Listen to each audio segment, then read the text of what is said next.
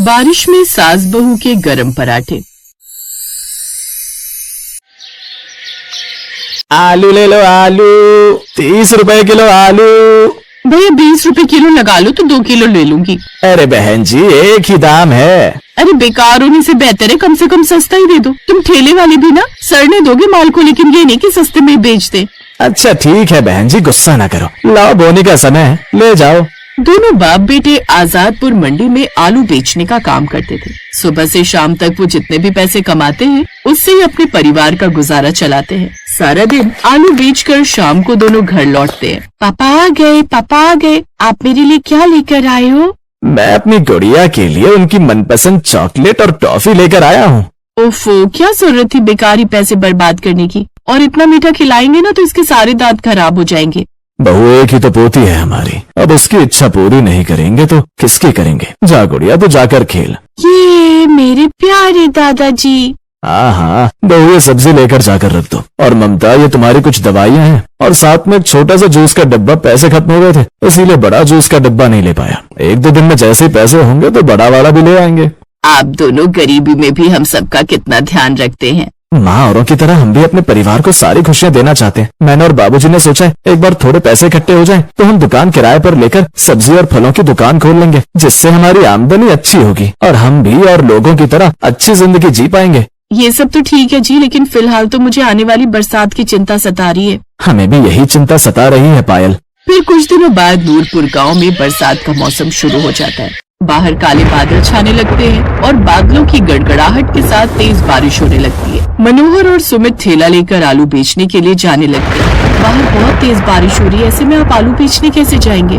पिछले 4 दिन से लगातार बारिश हो रही है पायल, और अगर हम अभी भी नहीं जा पाए तो घर का इस महीने का गुजारा कैसे चलेगा? अच्छा ठीक है, जाना है तो ये बोरी पन्नी जोड़कर मैंने आप दोनों के लिए सिली है, इसे सर पर ढक कर ले जाइए, इससे आप दोनों भीगेंगे नहीं। हमारी बहू तो बड़ी ही समझदार है।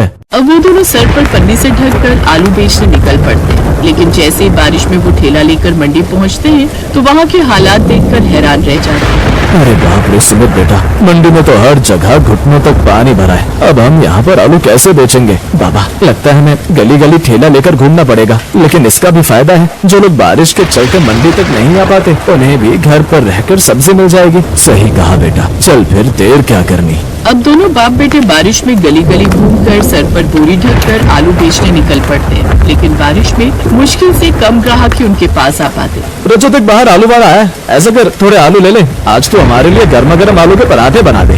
ना बाबा ना, इतनी मेहनत मुझसे नहीं होती। तुम सब आराम से बैठकर बरसात के मजे लो और मैं रसोई में तुम लोगों के लिए पराठे बनाती फिरूं। यही सोचकर अब वो आलू लेने से इनकार कर देती है, जिसे सुनकर दोनों बाप बेटे उदास हो जाते हैं। तभी आगे चलकर, माँ आज मेरे लिए गर्मा गर्म फ्रेंच फ्राइज बना दो ना। भैया 2 किलो आलू पकड़ा जाना। जी बहन जी।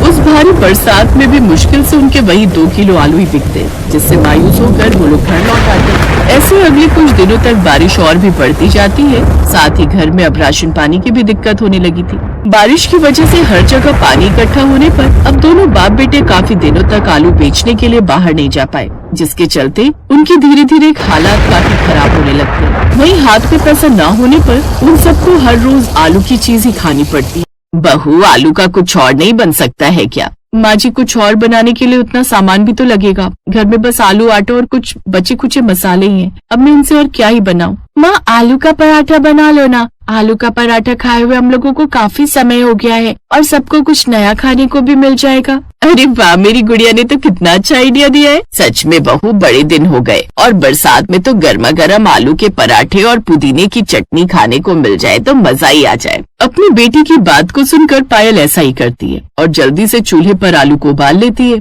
और अब सभी को गर्मा गर्म आलू के पराठे बनाकर खिलाती है, साथ में पुदीने की चटनी और गर्मा गर्म चाय भी। वाह बहू, तुमने तो बढ़िया आलू के पराठे बनाए हैं। बहू, मजा आ गया। अगर पहले पता होता कि मेरी बहू इतने अच्छे आलू के पराठे बनाती है तो मैं तो भाई रोज नाश्ते में आलू के पराठे ही खाता। वैसे बहू, अगर इतने अच्छे आलू के पराठे भी इस बारिश के मौसम में कोई बेचेगा तो वो कितने पैसे कमा लेगा? कोई और क्यों बेचेगा? हम लोग भी तो इस आलू के पराठे को बेच सकते हैं। क्यों माँ जी? इससे हमें अच्छे खासे पैसे भी कमा सकते हैं। तुम दोनों कुछ भी ख्याली पुलाव मत बनाओ। इस बारिश के मौसम में आलू के पराठे खाने के लिए कौन आएगा? लोग अपनी जरूरत का सामान लेने तो बाहर निकल नहीं रहे।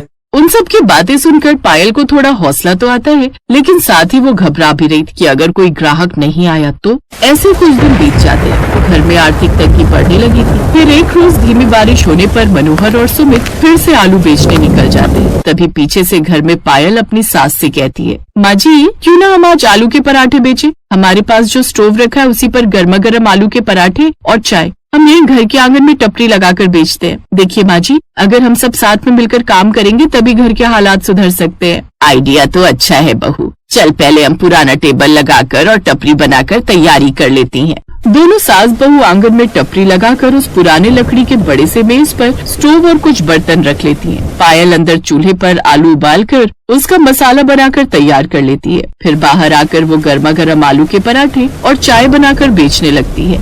आइए आइए और गर्मा गर्म आलू के पराठे खाइए, इस बारिश के मौसम में पहले कभी नहीं खाए होंगे। दोनों सास बहू काफी देर तक लोगों को आवाज लगाती हैं, लेकिन कोई भी उनके आलू के पराठे खाने के लिए नहीं आता। ऐसे 3 दिन हो जाते हैं। चौथे दिन जब वो निकल रही थी तो सास कहती है, बहू 3 दिन हो गए लेकिन अभी तक किसी ने हमसे आलू के पराठे नहीं खरीदे। माँ जी आज एक आखिरी बार हम पराठे बेचने के लिए जाते हैं, अगर बिके तो ठीक, वरना कल से हम लोग नहीं जाएंगे। दोनों सास बहू एक बार फिर से हल्की हल्की बारिश में आलू का पराठा बेचने के लिए खड़ी हो जाती हैं कि तभी उनकी आवाज सुनकर एक औरत घर से बाहर निकलती है। अरे वाह आलू पराठे वाली, जरा 2 आलू के पराठे तो लगाना, सुबह सुबह गैस खत्म हो गई, जल्दी से लगा दो, बहुत जोरों की भूख लगी है। पायल जल्दी जल्दी अब 2 आलू के पराठे बनाती है जो उसे काफी ज्यादा पसंद आता है। अरे वाह क्या आलू के पराठे बनाए, लाजवाब। तभी एक ग्राहक आदमी वहाँ आता है।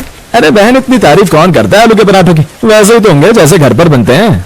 भाई साहब एक बार खाकर तो देखो, अपने आप सब समझ जाएंगे। उसके कहने पर वो ग्राहक आदमी धीमी धीमी बरसात में खाकर देखता है तो खुश हो जाता है। वाह वाह ये तो सच में बहुत बढ़िया आलू के पराठे हैं। ऐसे आलू के पराठे तो मैंने आज तक नहीं खाए, और ऊपर से बारिश के मौसम में इसका स्वाद 2 गुना हो गया। एक काम करिए, आप मेरे लिए 6 आलू के पराठे पैक कर दीजिए। गर्मा गर्म चाय के साथ अपने घर पर अपने बीवी बच्चों के लिए भी लेकर जाऊंगा तो वो भी खुश हो जाएंगे। जी बस अभी कर देती हूँ। उन दोनों सास बहू के आलू के पराठे की खुशबू हर जगह फैलने लगी। उन दोनों औरतों को सास बहू के आलू के पराठे की इतनी तारीफ करती देख गली में अब काफी सारे लोग उनसे आलू के पराठे लेने लगते, जिससे वो एक दिन में काफी अच्छी कमाई कर लेती हैं और शाम तक ही 1200 रुपए आलू पराठे बेचकर ही कमा लेती हैं। और धीरे धीरे उनका काम काफी ज्यादा बढ़ गया। अब उन्होंने जो थोड़ी बहुत बचत की उससे एक दुकान किराए पर ले ली, जिसमें अब मनोहर और सुमित भी उसकी मदद करने लगे। उनकी गरीबी के दिन अब दूर हो गए। गर्मा गर्म पानी पूरी वाला।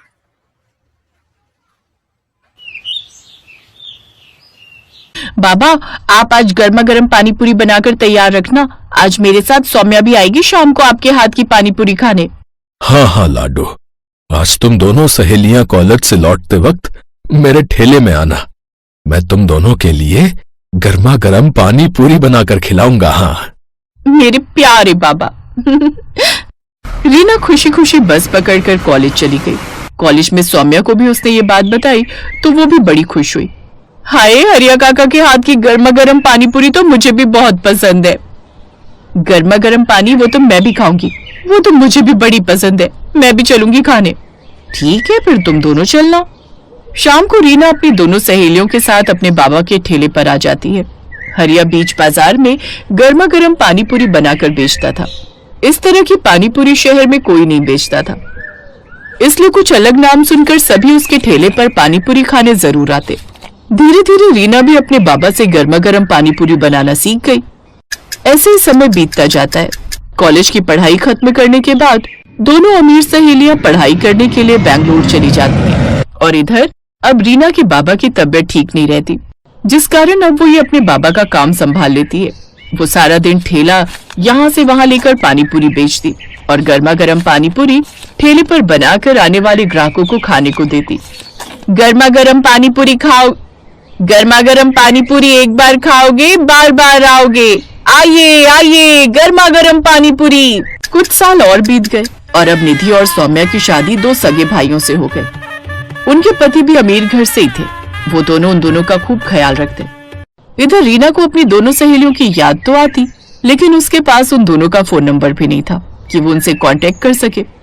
कुछ समय बाद रीना भी अपने बाबा के इलाज के लिए दिल्ली आ जाती है। अब वो वहीं एक झोपड़ी में रहकर अपने माँ बाबा दोनों का ख्याल रखती। साथ ही अपनी गर्मा गर्म पानी पूरी का ठेला लगाती। इधर निधि और सौम्या के पतियों का ट्रांसफर भी दिल्ली हो जाता है।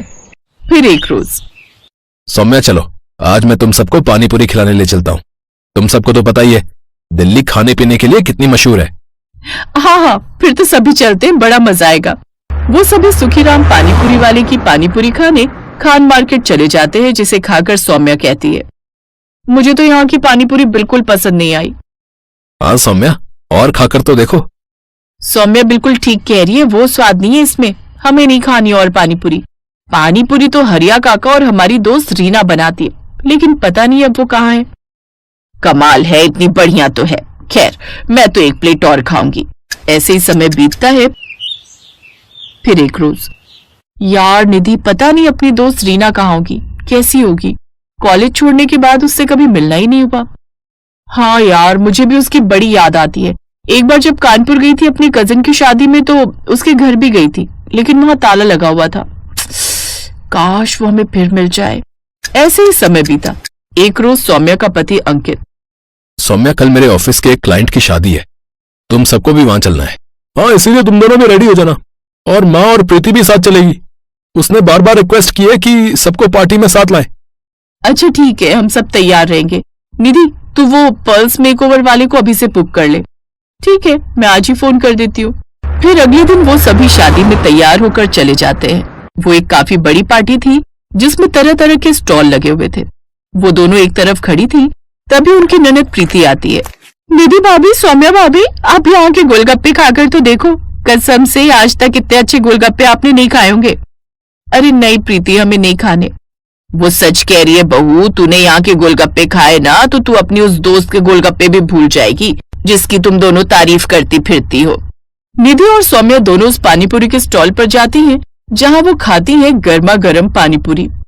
अरे ये गर्मा गर्म पानीपुरी, इनका स्वाद तो बिल्कुल ऐसा है जैसे अपनी रीना के बाबा बनाते थे, और रीना भी। अरे भैया, ये गोलगप्पे किसने बनाए हैं? बहन जी, ये तो अंदर एक मैडम बनाती जा रही है और इस स्टॉल पर हम बेच रहे हैं। ये तो वही गोलगप्पे। जल्दी चल सौम्या।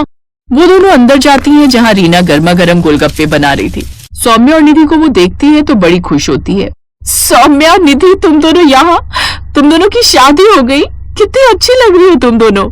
ये सब छोड़ और आकर पहले हमारे कलेजे से लग जा यार। ये बता रीना, तू इस हालत में कैसे? इतनी पढ़ी लिखी होकर भी तू ये सब शादी में गोलगप्पे बनाकर बेच रही है। क्या बताओ दोस्त, इस गरीब की जिंदगी में ना जाने ऊपर वाले ने कितने दुख लिखे हैं। कॉलेज खत्म होने के बाद अचानक बाबा की तबीयत खराब रहने लगी, इसलिए घर खर्च चलाने के लिए मैं पानीपुरी बनाकर बेचने लगी। फिर बाबा के इलाज के लिए मैं उन्हें दिल्ली ले आई, लेकिन एक रोज अचानक उनकी मौत हो गई। खुद को संभालिए, अब वो कभी नहीं लौटेंगे। इन्हें कैंसर की बीमारी थी जो इनके लंग्स तक फैल चुकी थी। फिर खुद को संभाल कर रीना ने अपने पिता का दाह संस्कार किया, लेकिन पिता के जाने के बाद उसकी माँ भी सदमे में चली गई और उन्होंने भी बिस्तर पकड़ लिया। और फिर एक रोज, मेरी बच्ची, मेरे अलावा तेरा इस दुनिया में है ही कौन? अगर तेरे हाथ पीले हो जाते तो मैं बेफिक्र होकर मर सकती थी। नहीं माँ, मैं बड़े से बड़े अस्पताल में तेरा इलाज कराऊंगी। रीना ने दिन रात पैसे जमा किए थे। उसके पास जो भी थोड़ी बहुत जमा पूंजी थी वो सब माँ के इलाज में खत्म हो गई। साथ ही कुछ पैसा कर्ज पर उठाती है, लेकिन वो भी खत्म हो जाता है। और इन सब के बाद भी वो अपनी माँ को नहीं बचा पाई। तू भी मुझे छोड़कर चली गई माँ, अब मैं अनाथ हो गई, मैं किसके भरोसे रहूंगी? अब मैं थकी हारी काम से आऊंगी तो कौन मेरे सर पर प्यार से हाथ फेरेगा माँ? कौन? उस दिन के बाद मैं अकेली दिल्ली की सड़कों पर गर्मा गर्म पानी पूरी बनाकर बेचने लगी और अपना पेट पालने लगी और शादी ब्याह के ऑर्डर भी लेने लगी। तू मत रो रीना, अब तू अकेली नहीं है। तेरे पास तेरी ये दो सहेलियां हैं, यानी कि बहनें। अब से हम तेरा खूब ख्याल रखेंगे। हाँ चलो, तुम्हें सबसे पहले अपने ससुराल वालों से मिलवाते हैं। वो दोनों रीना को अपने ससुराल वालों से मिलवाती हैं और सारी बात बताती हैं। अब वो सौम्या को अपने घर में ही रहने के लिए कमरा दे देते हैं। साथ ही उसके लिए एक बड़ी दुकान भी खुलवा देते हैं जिसमें वो गर्मा गर्म पानी पूरी बनाकर बेचती है। अब उसका काम और भी अच्छा चलने लगता है और कुछ ही दिनों में वो खुद का रेस्टोरेंट खोल लेती है। फिर कुछ समय बाद अंकित के एक दोस्त को रीना पसंद आ जाती है और वो उससे शादी कर लेता है और अब रीना भी खुशी खुशी अपनी जिंदगी जीती है। सुनीता ट्रेन में ब्रेड पकौड़े बेचा करती थी। रोजाना सुबह उठकर वो गरम गरम ब्रेड पकौड़े बनाती और ट्रेन में बेचती। ब्रेड पकौड़ा ले लो, ब्रेड पकौड़ा, गरम गरम ब्रेड पकौड़ा, हरी लाल चटनी के साथ गरम गरम ब्रेड पकौड़ा ले लो। अरे एक ब्रेड पकौड़ा देना। ये लो साहब, 10 रुपए का हुआ। ये लो 10 रुपए।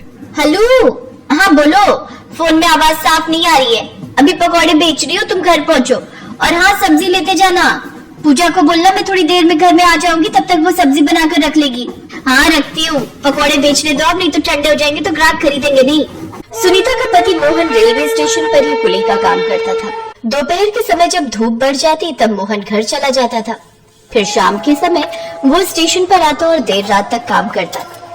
अपने पति की मदद करने के लिए सुनीता ने सुबह सुबह ट्रेन में पकौड़े बेचना शुरू किया था ताकि घर के खर्चे में मदद हो सके। सुनीता और मोहन की एक ही बेटी थी जिसका नाम था पूजा। पूजा की उम्र लगभग 15 से 16 वर्ष की थी। पैसों के अभाव के कारण पूजा 6ठी क्लास तक ही पढ़ी थी।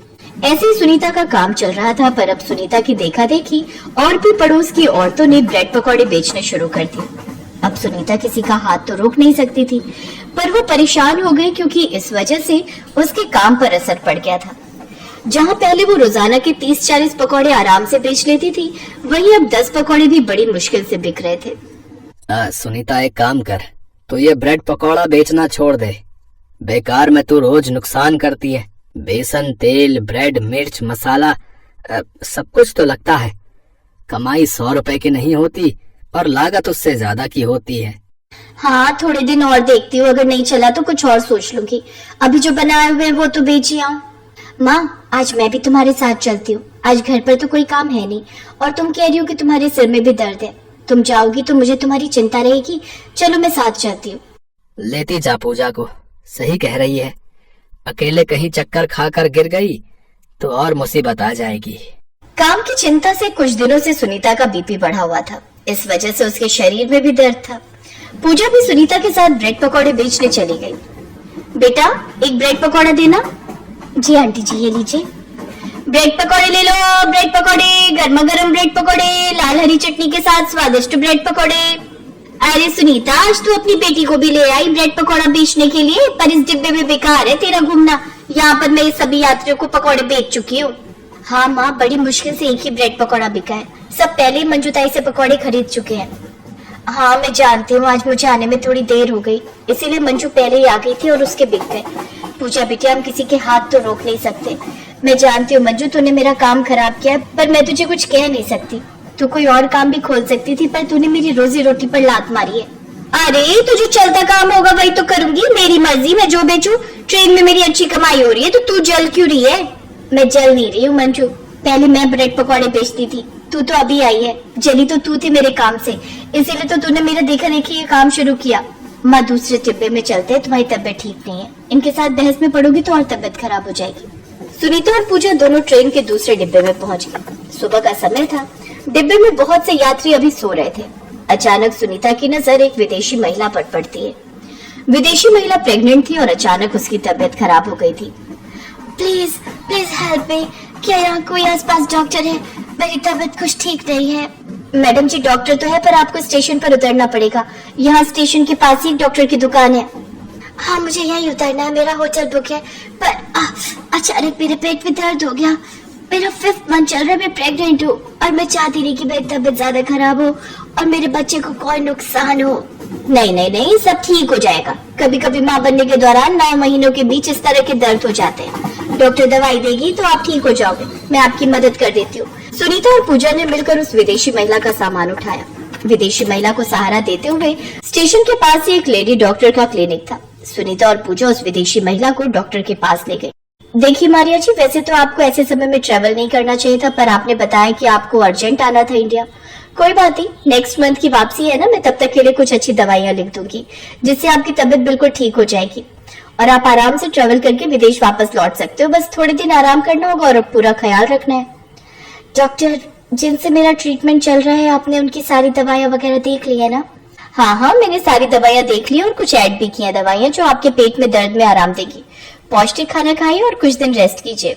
डॉक्टर को दिखाने के बाद सुनीता उस विदेशी महिला से बोली, मारिया मैडम, आप थोड़ी देर के लिए हमारे घर चलो, फिर जब आपको आराम मिल जाएगा तब आप होटल चले जाना। वहां आप अकेले रहोगे तो हमें भी आपकी चिंता होगी। ओह, थैंक यू सो मच, आप बहुत अच्छे हो सुनीता जी। ठीक है, मैं कुछ देर आपके घर पर रेस्ट कर लेती हूँ, फिर रात को होटल चली जाऊंगी। मारिया सुनीता और पूजा के साथ उनके घर आ जाती है। मारिया देखती है कि सुनीता बहुत गरीब है। उसका घर एक छोटा सा कमरा है और उसी में ही उसने एक रसोई बना रखी है।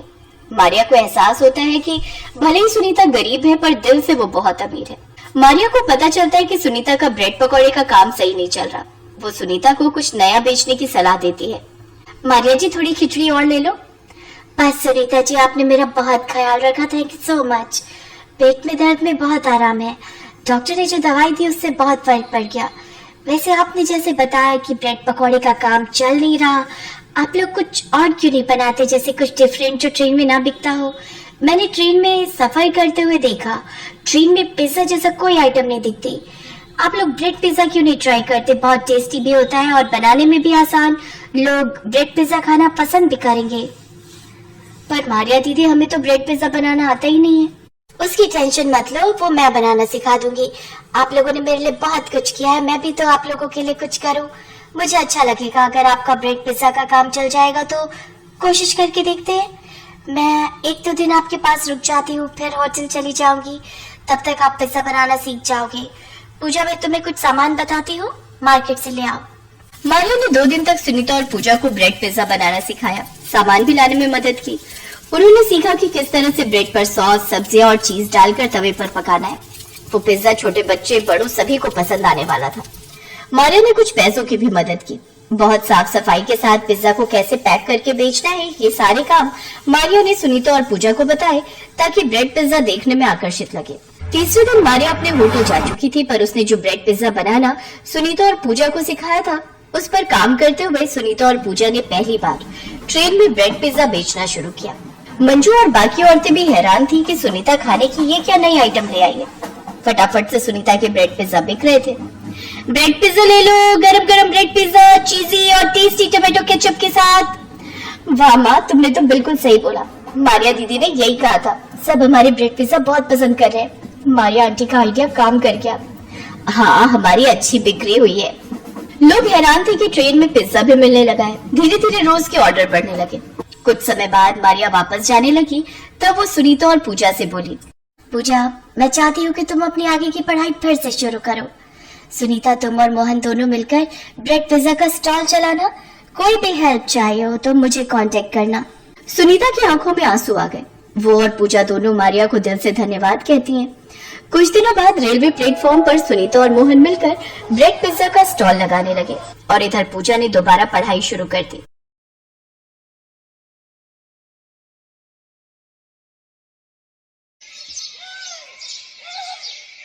बहू, आज तेरी पहली रसोई है। हमारी झोपड़ी के पीछे चूल्हा बना हुआ है, वहीं पर हम लोग खाना बनाते हैं। सासू माँ, हम लोग भी मिट्टी के चूल्हे पर ही खाना बनाते थे। बताइए क्या बनाना है खाने में? बहू, ऐसा कर, सबके लिए 4-4 रोटी बना ले, मैं तब तक प्याज काट लेती हूँ। तभी वहाँ पर पायल की ननद मोहिनी आ गई। माँ, आज भाभी पहली बार हमारे घर आई है, हम उन्हें प्याज रोटी खिलाएंगे। अब क्या कर सकते हैं बेटा। मोहन घर के बाहर से उनकी ये सब बातें सुन रहा था। उसकी आंखों से आंसू छलक रहे थे। खैर, पायल ने सबके लिए रोटियां बना दी और सभी लोग बैठकर खाना खाने लगे। सभी लोग खाना पीना खाकर सो गए। अगली सुबह मोहन जल्दी उठ गया। उसने अपना बोरा उठाया और बाहर कबाड़ बिनने निकल गया। आजकल लोगों ने कूड़ा कचरा तो सड़क पर फेंकना ही बंद कर दिया है। तभी मोहन को एक कूड़ादान दिखाई दिया। लगता है ऊपर वाले ने मेरी सुन ली। सारा कबाड़ मुझे उस डस्टबिन के अंदर मिल जाएगा, जिसमें खाने का ढेर सारा सामान पड़ा हुआ था। अरे वाह, इसमें तो ढेर सारे पराठे, मटर पनीर और चावल भी हैं। ये खाना भले ही जूठा हो, लेकिन खाने में तो सही ही है, अभी खराब भी नहीं हुआ है। मोहन ने सारा खाना बटोर कर अपने पास रख लिया और फिर से अपने काम पर लग गया। धीरे धीरे शाम होने लगी। शाम को पायल की ननद ने उससे कहा, भाभी, आज रविवार का दिन है और हमारे गांव में रविवार को बाजार लगती है, चलिए मैं आपको घुमा लाती हूँ। हाँ मोहिनी, मैं भी तुमसे यही कहने वाली थी। पायल और मोहिनी बाजार घूमने निकल गए। उनके पास पैसे तो थे नहीं कि वो शॉपिंग कर पाए। बाजार की रौनक देखकर ही वो अपना दिल बहला रही थी। तभी अचानक मोहिनी एक मोमोज के ठेले को बहुत ही ध्यान से देखने लगी। क्या हुआ मोहिनी, तुमको मोमोज खाना पसंद है क्या? भाभी, आज तक हमने कभी भी मोमोज नहीं खाए, बस देखकर ही मन बहला लेते हैं। चलो ठेले के पास चलते हैं, मोमोज की महक भी ले लेंगे। हाँ हाँ भाभी, ये आपने बिल्कुल सही कहा। दोनों ननद भाभी मोमोज के ठेले के पास जाकर खड़े हो गए। ये दोनों बस खड़ी थी, तभी ठेले वाले ने कहा, हाँ बहन जी, कितने प्लेट मोमोज लगा दूं? अरे नहीं भाई साहब, हम तो बस देख रहे थे कि मोमोज बनते कैसे हैं। हमारे पास मोमोज खरीदने के लिए पैसे नहीं है। शाम हुई नहीं कि तुम जैसे भिखारी तुरंत भीख मांगने आ जाते हो। चलो निकलो यहाँ से, यहाँ कुछ नहीं मिलेगा फ्री में। चाचा पागल हो गए हो क्या? हमने आपसे कब भीख मांगी? मोहिनी चलो यहाँ से, इनसे बहस मत करो। हमारे पास पैसे नहीं और फालतू में यहाँ खड़े हैं तो उन्हें ऐसा ही लगा होगा कि हम भिखारी हैं। पायल और मोहिनी उसी वक्त मार्केट से अपने घर की तरफ पैदल ही चल पड़े। मोहिनी, मैंने मोमोज बनाने का तरीका उस ठेले वाले का देख लिया था। अगर मुझे मोमोज बनाने का सामान मिल जाए तो मैं उससे भी स्वादिष्ट मोमोज बना सकती हूँ। क्या बात है भाभी, आप तो बड़े तेज हो। खैर, पायल खाना बनाने वाली थी कि तभी राकेश कूड़ेदान से उठाया हुआ खाना लेकर घर पहुँच गया। रुक जाओ पायल, आज खाना बनाने की कोई जरूरत नहीं है। देखो मैं कितना अच्छा स्वादिष्ट खाना लेकर आया हूँ तुम सबके लिए। अरे बेटा, इतना अच्छा खाना तुझे कहाँ से मिल गया? आज मार्केट में एक शादी पार्टी हो रही थी, मैं वहीं पर कबाड़ उठाने गया था, तो लोगों ने मुझे खाना पैक करके दे दिया। क्या बात है भैया, कितने सालों बाद हम इतना अच्छा खाना खाने वाले हैं। थोड़ी देर में सभी लोग एक साथ बैठकर कचरे का उठाया हुआ खाना खाने लगे, लेकिन इस बारे में मोहन के अलावा किसी को नहीं पता था। उन्हें खुशी खुशी खाना खाता देख मोहन खुश भी हो रहा था और उसके अंदर एक दर्द भी था। कितना बदनसीब हूँ मैं, अपने घर वालों को कचरे का उठाया हुआ खाना खिला रहा हूँ। लेकिन कोई बात नहीं, खाना खराब तो है नहीं, इसी बहाने इनके चेहरों पर थोड़ी सी खुशी तो आई। लेकिन आधी रात में ही सभी का पेट खराब होने लगा। सभी लोग बार बार लोटा लेकर खेतों में शौच के लिए जाने लगे। मोहन भी कई बार शौच करने गया, तभी उसकी सास ने कहा, मोहन बेटा, ये कैसा खाना लेकर आया था तू? हम सबका पेट खराब हो गया। इससे पहले कि मोहन उनकी बात का कोई जवाब दे पाता, पायल बीच में बोल पड़ी, सासू माँ, इसमें मोहन जी की कोई गलती नहीं है। इतना अच्छा खाना हमने कई सालों से खाया नहीं था, तो शायद इसीलिए हम पचा नहीं पाए। ये बात सुनकर मोहन को थोड़ा रिलैक्स महसूस हुआ। तभी उसकी सास ने कहा, हमारे पास डॉक्टर से दवा लेने के लिए पैसे तो है नहीं। ऐसा करो, गर्म पानी में थोड़ी सी लौंग, थोड़ा सा काला नमक डालकर पी लो सब लोग, पेट सही हो जाएगा। ये दादी माँ का नुस्खा है। सभी लोगों ने वैसा ही किया और सुबह तक सबका पेट ठीक भी हो गया। मोहन काम पर जाने वाला था कि तभी उसकी बहन मोहिनी ने उसे रोक लिया।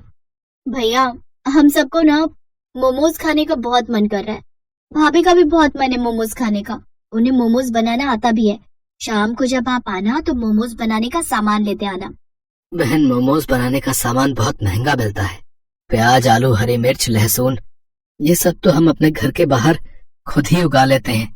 जो पैसे मैं कमाता हूँ उससे घर चलना ही मुश्किल है, फिर भी मैं कोशिश करूंगा। कोशिश नहीं, लेकर आना भैया। एक बहन होकर मैं आपसे जिद भी नहीं कर सकती क्या? मोहन उसी वक्त अपने आंसुओं को छुपाते हुए काम पर निकल गया और सड़कों पर कूड़ा बिनने लगा। घूमते घूमते वो बहुत दूर निकल गया, फिर भी उसे कोई कबाड़ नहीं मिला। कितना बदनसीब भाई हूँ मैं, अपनी बहन की एक छोटी सी ख्वाहिश भी पूरी न कर सका। घर पहुँचते ही मोहिनी ने उससे कहा, भैया, भाई अपनी बहन के लिए ना जाने क्या क्या कर देता है और आप एक छोटा सा काम नहीं कर पाए। मोहन की पत्नी पायल थोड़ी समझदार थी। वो अपने पति के दर्द को थोड़ा थोड़ा महसूस भी कर सकती थी, इसलिए मोहन के बोलने से पहले ही उसने कहा, पायल, हर भाई चाहता है कि वो अपनी बहन की हर ख्वाहिश पूरी करे। अपने भाई से इस तरह जिद नहीं करते। लेकिन भाभी, मैं तो सिर्फ मोमोज खाना चाहती हूँ। कौन सा राजमहल मांग लिया मैंने? तुम मोमोज खाना चाहती हो ना? आज रात में तुम सबके लिए मोमोज ही बनाऊंगी। लेकिन बहू, हमारे पास तो मोमोज बनाने का सामान ही नहीं है। सासू माँ, हमारे पास आटा है, नमक है, तेल है, आग जलाने के लिए लकड़ियाँ है, खाना बनाने के लिए मिट्टी का चूल्हा भी है। हमने अपने घर के बाहर हरी मिर्च, आलू, प्याज, लहसुन ये सब उगाई रखा है। ये सब मिलाकर मैं इतने अच्छे मोमोज बनाऊंगी ना कि आप लोग उंगलियां चाटते रह जाएंगे। क्या बात है भाभी, मुझे आप पर पूरा भरोसा है कि आप सबसे अनोखे मोमोज जरूर बना लोगी। उसी वक्त मोहिनी और पायल घर के बाहर गई। सारी सब्जियां लेकर अपने रसोई घर में आ गई। मोहिनी, तुम जल्दी से आटा गूंथ लो, तब तक मैं मोमोज के लिए सब्जी तैयार करती हूँ। मोहिनी आटा गूंथने लगी और पायल सारी सब्जियां फ्राई करने के बाद उसकी महक बहुत अच्छी लगने लगी। भाभी, सब्जी की महक तो कमाल की आ रही है। तो इस तरह उन्होंने ढेर सारे फ्राइड मोमोज बना लिए जो सिर्फ आटा और घरेलू हरी सब्जियों से बने थे। भाभी, आपने तो चमत्कार कर दिया। मोहिनी और पायल ने मिलकर सभी के लिए मोमोज परोस दिए। उसकी सास और मोहन सब साथ बैठकर मोमोज खाने लगे।